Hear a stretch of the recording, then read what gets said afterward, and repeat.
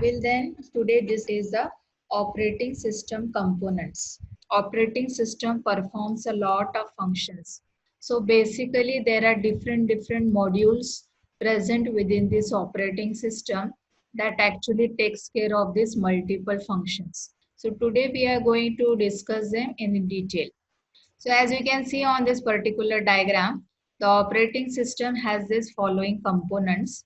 So first component is process management. Obviously, this will be related to the processes. So in the next slides, we will discuss in details what are the different activities that take place in the process management. Then second is the memory management. Obviously, operating system has to manage main memory, that is our RAM, and it has also to take care of the means how the processes are fetching their data from memory. So memory management is a very crucial task done by the operating system. Then the third thing is related to the file. Fourth, IO system management. So int operation are necessary for execution of some process. So IO system management, it is related to the input output operation. Next is networking management, isn't it? So obviously we live in a very connected world. Now right now you and I are connected by internet. So obviously operating system has to also take care of this aspect. And the last is the secondary storage management. Usually what happens is that we work in the RAM. RAM is a volatile memory, isn't it?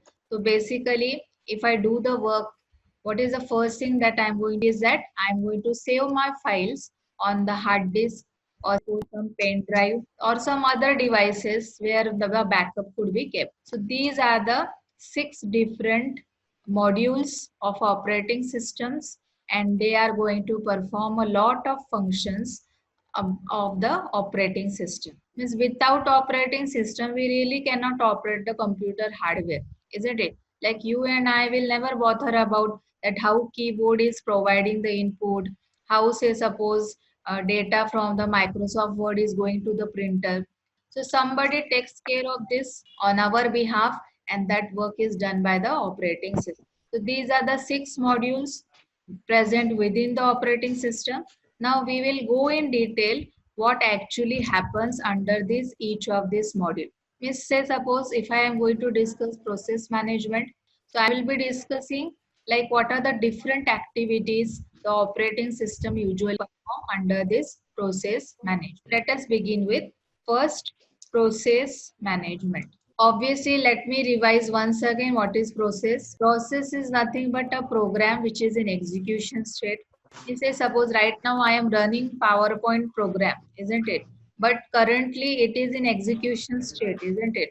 So the PowerPoint application program will have some processes within the operating system for its execution. Actually, what do you mean by process management? Like management of processes means handling all the different activities related to process is called as the process management. Process, as you can already seen in the task manager, I have under that processes tab. Process is an active entity, and obviously for its execution it requires lots of resources, isn't it? If you recall what are the resources, like say suppose CPU is one of the resources it requires, then say suppose it requires memory, maybe it will require some data for some from some particular file.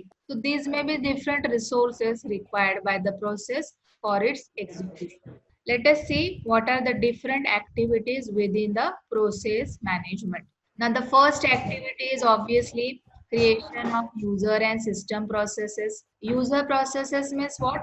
Means whatever application programs that I am running. So they will make my user processes. And system process means what? Like you know that some part of operating system always reside in the in the memory for execution. So there are certain system processes and there are, as per the user application program, user processes are there. Then second is suspension or resuming of process. Now for some cases, maybe the operating system may decide that like say suppose for a while we should suspend this or we should, if the suspended process, we should resume it. That decided under this process management. Next, now mechanism for process communication means what? Like say suppose two processes are there. They suppose they need to share some data among themselves. So obviously they will require some sort of communication, and also maybe there should be some sequence under which the particular process should occur. Means say suppose process 1 it wants the data from process 2. So they need to communicate with each other, and it may be that there is some another process P3, and we need, and the system requires that both P1 and P3 needs to run at the same time. So P1 and P3 need to synchronize with each other. And the third term is deadlock handling. Deadlock means what actually? Means say suppose if multiple processes are there, and if suppose they are waiting for each other for getting the resources. So this is a very typical situation. Deadlock handling means what? Means sometimes if situation occurs that multiple processes are waiting for each other for their desired resources, then what happens is that system gets in a lock. Means each process cannot proceed ahead. Why? Because it is waiting for someone. So this is a typical deadlock situation. I could give you a real time example. Like say suppose the traffic jam that occurs at the Dwarka. So say suppose, like say suppose four roads are there, and if suppose that particular RTO person is not present there. So now actually it is a total chaos.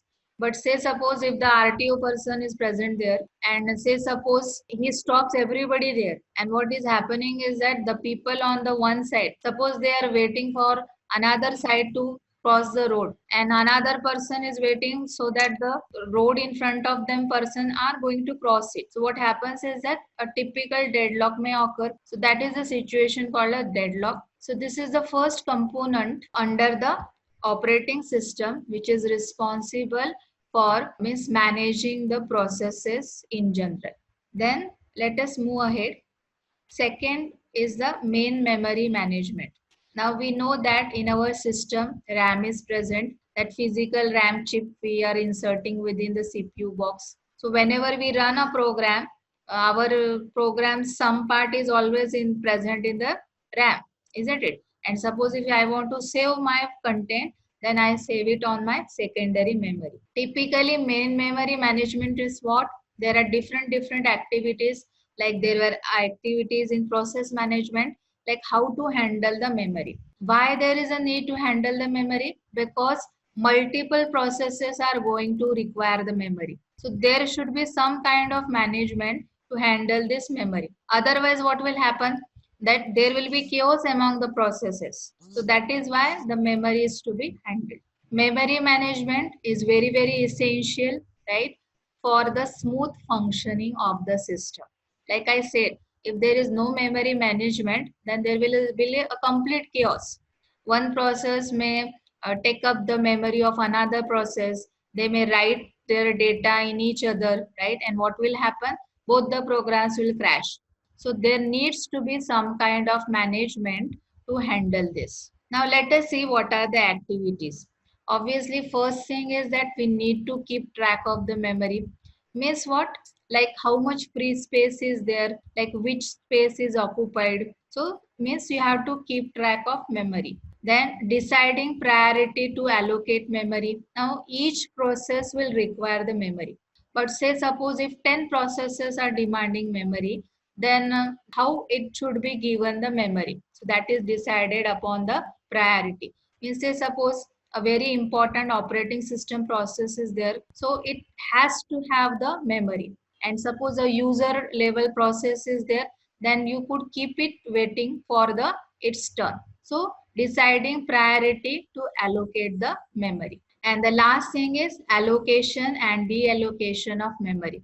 Means you will be giving memory to the processes for execution, and after their work is over they will release the memory. So this also involves some activity part. Why there is a need for doing this allocation deallocation of memory? So that This memory management module will always know which memory is free available so that it could be given to the next process. So these are the different activities within this particular main memory management. From the name itself, you can keep it in your mind. This is something related to your memory. After this, we are going to discuss the third one, that is file management. Now, what usually we people do, we just go on working on different files, isn't it? Now, how would I define file? It is just some data, isn't it? Means like I would create a C program, I would create a Visual Basic program, or maybe I will create a Microsoft Word file. So it is just collection of programs and data. And next, what I will do, I'll put this file in some directories, isn't it? Directories means what? Folders are there. Means we all usually do this. Means say suppose I'll create a folder called as TYIF, and whatever my contents are there, I will put it there. So file management actually involves all the activities that are related to handle these different kinds of files. So what are those activities? Let us see. First activity is obviously creation, deletion, updation of the files and the directories. Then backup to secondary storage. See, it is a very important practice that you keep the backup of your files and folders, so that suppose if something happens to your hard disk, or maybe suppose if you have kept your data in USB drive, so suppose if some virus attack is there, so that crucial data will be lost. So it is always a good practice to keep the backup. File manipulation is there, right? Means say suppose you can change its attributes, you could move it here and there, you can modify it. So all these different activities related to files comes under the file management module. Then next is IO system management.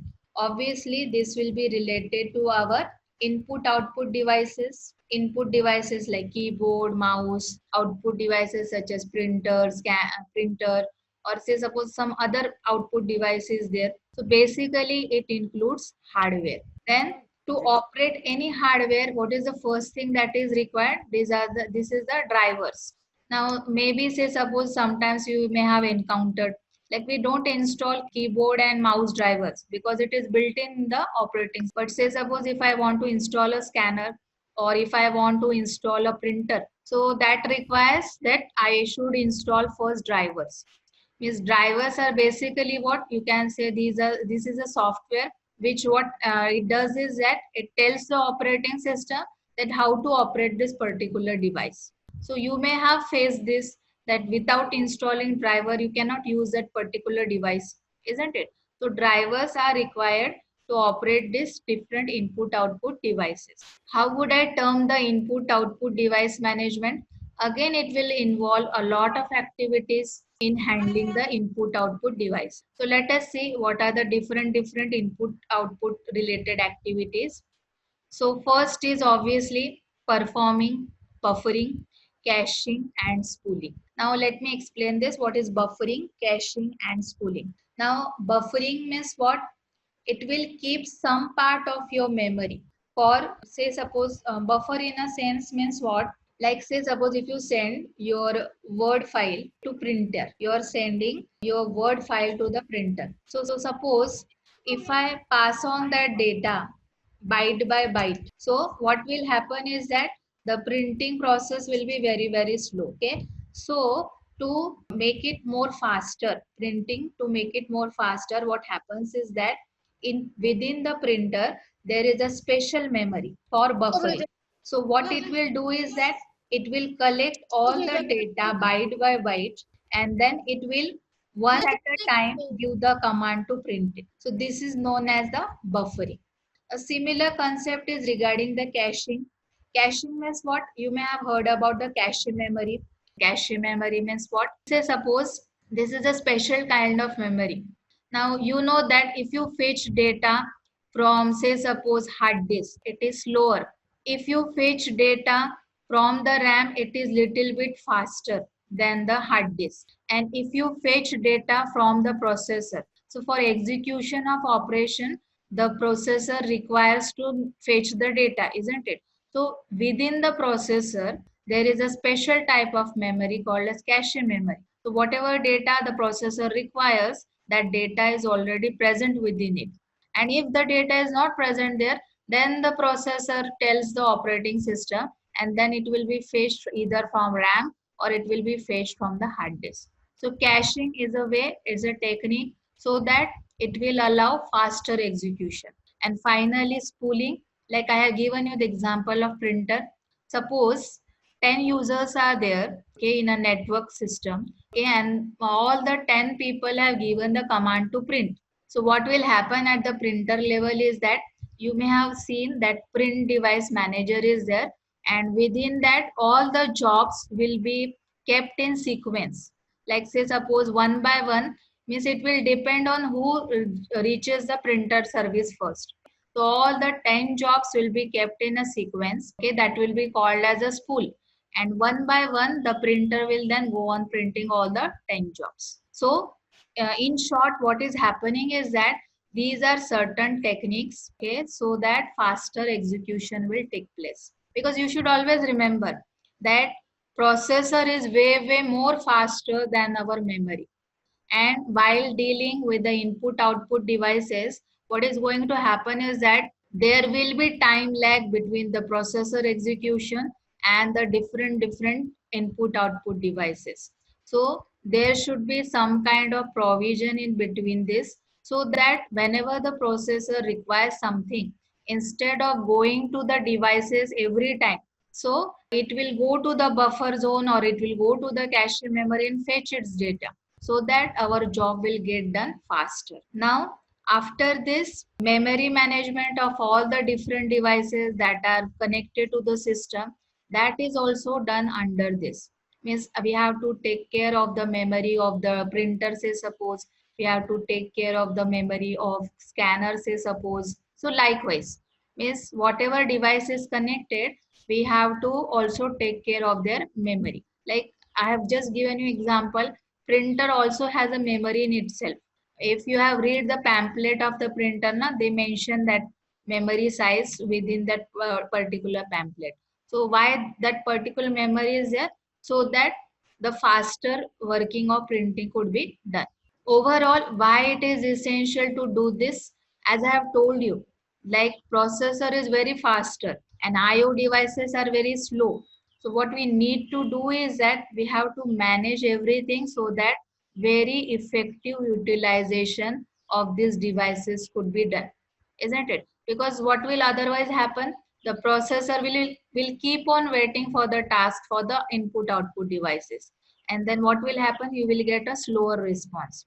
Now, if you go on working right now on your system, you don't feel any time lag. Why? Because on your behalf, operating system manages everything. So effective utilization is done. And finally, driver support and hiding complexity of the hardware. Like I have told you, means unless and until you install a driver, you cannot operate that device. And then I don't go on giving instruction to keyboard, mouse, or printer that yes, I want to do this work, isn't it? I just go on working on those devices, and then operating system manages on my behalf to get the work done. So this is how the actually IO system management is done. Next, remaining two are fifth is secondary storage management. Now, this will be particularly related to our CD, DVD, floppy, pen drive, hard disk, isn't it? Now, as you know, what we do, we usually work with RAM, okay, and we go on putting our data in this secondary storages for long time keeping sake, isn't it? Now, obviously, it needs some security mechanism, isn't it? So that nobody accesses our data. And what are the different activities under this are? Obviously, first thing is that I need to manage the free space available on the secondary storage device. Like say suppose if your pen drive is of 4 GB and you have put miss completely filled it. So if I suppose I want to again copy some file to it, it will not let me allow that. Why? Because there is no free space available. So we need to keep track of the free space on the secondary storage device. And again, You have to allocate the storage space when new files have to be written. And finally, scheduling the request for memory access. Means say suppose if I want to write something on this particular device, I need to put my request to the operating system. So these are all the different activities that are taking place within the secondary storage management. And the last one is the networking management, isn't it? This all will be related to the networking because nowadays every computer is connected to each other. We all are using the internet, and to help us to do this, obviously we use protocols. We have studied this in networking subject, isn't it? Like say suppose TCP IP protocol is used, UDP protocol is there, HTTP protocols are there. So different kinds of protocols are there. Without this, we cannot access the network. And let us see what are the activities under this. First is mechanism to share data or resource. This is the primary purpose of networking, isn't it? Like say suppose why do I want to network with other computers? To share my data. And next thing is that there should be some mechanism to connect computers. Like say suppose maybe I will use wired approach, maybe I will use Wi-Fi. So there may be some sort of a mechanism to connect all these computers to each other. And obviously, while connecting, we have to also take care of the security and the permissions, isn't it? Like say suppose if you have put up the Wi-Fi environment and you don't want some XYZ person to use your Wi-Fi. So you need to put some there restrictions or permission. So these are the activities regarding to networking management. And the last is if there is a fault, like so sometimes we have all experienced this. Maybe there is connectivity issue. Sometimes what happens is that you are not able to hear my voice. So that may happen due to the say suppose packet lost during the sending of this particular data. So this network management has to not only detect the fault, sometimes if it possible it needs to rectify the fault. So these are all the activities that are taking place within the networking management.